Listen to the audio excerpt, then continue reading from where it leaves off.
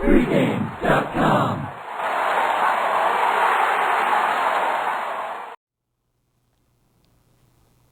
Friday, big dance. We're talking St. Bonaventure, Florida State. We've got a 3 seed versus a 14.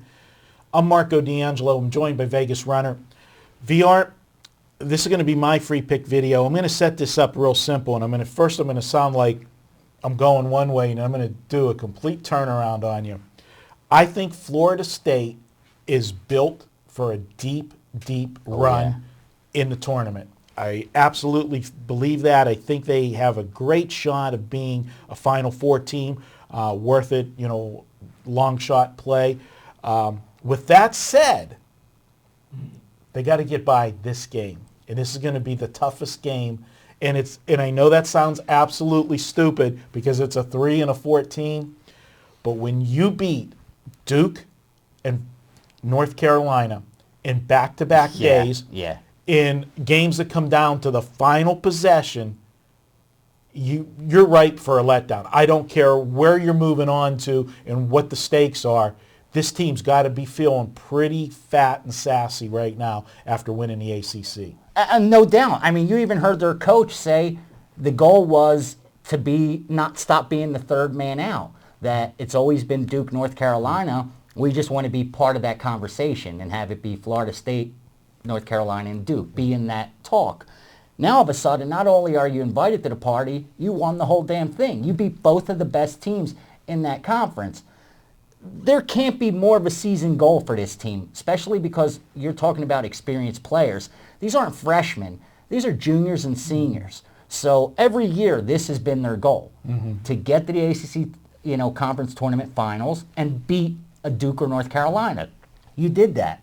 Now, all of a sudden, you're going to the big dance, and you're facing a team like St. Bonnie's, who you can't be looking at them and being that scared. But when you look at this point spread that opened 6.5 and now is as high as 7, you got to remember, odds makers' job's to protect their client, the bookmakers, by either getting the public on the worst side of it or balancing the action so they could eat up the vig. So you got to know going in that they knew they're going to get Florida State money. They're going to get straight bets. They're going to get teasers. They're going to get a ton of parlays. So how do you protect your client? By sending out an inflated number. So even at 6.5, 7, that was inflated. Right. So this is a lot closer game than most people expect it to be. I mean, these are two really hot teams right now, and I agree with you 100%, Marco. Florida State has all the makings of a team that can make a deep run. They got great guards that are huge. They got a monstrous team. Their size could go up against anybody. They're experienced. You're talking about upperclassmen.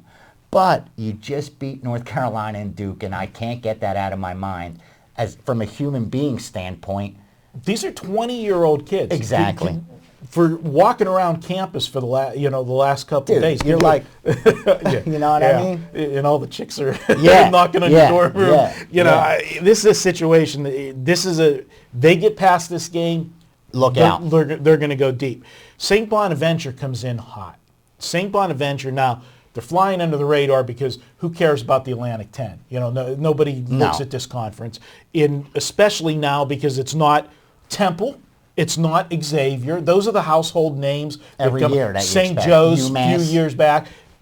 St. Bonaventure, when was the last time they were here? Yeah. And they earned it. They rolled through the conference tournament, won the title, 7-1 their last 8 games down the stretch. Their only loss down the stretch came after a thrilling overtime game where they won against St. Joe's 98-93 in overtime. You can expect them to have a letdown in their next game, and that's the only game they lost in the last 8. My only concern on St. Bonaventure is they're not a great defensive team. They're not a pressure team. One of the flies in the ointment for Florida State is because Florida State can go either way. They can slow the game down or they can play up tempo.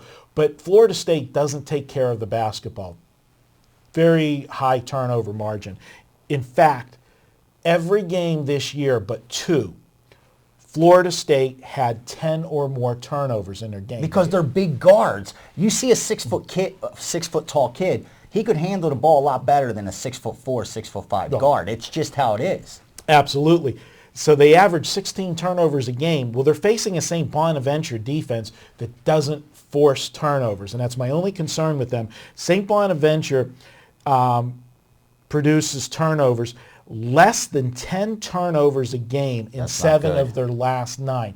So if Florida State normally turns the ball over 16 times a game, and now you got a team that's not going to produce that kind of turnovers, and they're only turning it over 8 or 9, that's giving Florida State that many extra possessions. So that's my only concern. But I think with the inflated line, with, it just can't help but being flat and distracted after that, back to back. It would be one thing if somebody else knocked off, Duke, or, and then they end up in a championship game and they just had to beat one of the two of them. They had to beat both to win the ACC. And the thing is, Marco, that was their season goal. Unlike St. Bonnie's, let's tell it like it is. Every player that plays college basketball goes into the season wanting to win. You want to win your conference championship. You want to make it to the big dance. But I don't think too many guys deep down on St. Bonnie's went into the season thinking, we're going to beat Xavier, who came into the season ranked in the top 10. Yep. We're going to get past Temple. We're going to get past UMass. We're going to get past even St. Joe's, and we're going to win the conference. So they're not a team that I think's in for a letdown. It's kind of a free roll for them. If they would have came into the season with the main goal being winning that Atlantic 10 and getting an invite to the big dance, then I'd say, you know what? This is a team that's happy to be there. They're going to show up like you have to, get their T-shirts and hats for being there, and they're going to get smoked by a good team like Florida State. But that's not the case. This team wasn't expected to be on this kind of roll. They've outperformed the market by covering almost 67% of their games throughout the year. They were a dog in the championship game. They get no respect. And here we are getting 6.5, 7 against a team that just beat Carolina and Duke.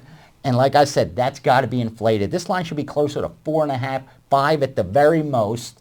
And I think even then, you're giving Florida State a little too much. And like I said, the Atlantic 10 is a conference that doesn't get respect.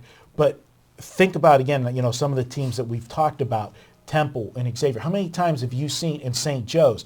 How many times have you seen them get into the big dance and do some damage? And do some damage. And the reason for it, and you're a Philly boy, so the Atlantic 10, they grab people from Philadelphia because you got so many schools in Philadelphia, St. Bonaventure, and then you're pulling the second level of New York City, New York City, and all those basketball courts on the streets of New York. These kids grow up with a basketball in their hand, and when you get these smaller schools that, this is something that we've talked about with, the quote mid-majors, why they have so much success when they get into these tournaments is because they are not the blue chip athletes that are going to be one and done and move on. These schools get teams that the players stay longer. Yeah. So you get that. And they got a little chip on their shoulder because they weren't recruited by Syracuse. The you big know what boys. I mean? Exactly. So this is a dangerous game for Florida State. Big time dangerous game. I say this game goes down to the wire. Florida State finds a way to win, but we're going to get the money with St. Bonnie plus the points. And then moving forward, especially if Florida State does struggle in this game, I think it's going to be just added bonus for them to refocus them. And when they move on and start playing the tougher teams, the fact that they did play Duke and North Carolina, two big teams, and beat them, more importantly, had to go down to the wire so they could win the tight game. Makes them battle tested for because how many of these games in the tournament when we go deeper are going to come down to last second shot. They've had that pressure already, not once but twice, and against two of the premier programs in all of college basketball. That's why I really think that this is a dark horse. They're a 3 seed. It's not like they're a middle of the pack seed. They're a 3 seed, but I think they have a legitimate shot of making the Final Florida Four. State's going to come out unfocused. St. Bonnie's going to get them in foul trouble. I'm telling you, they score over 25% of their points from the free throw line.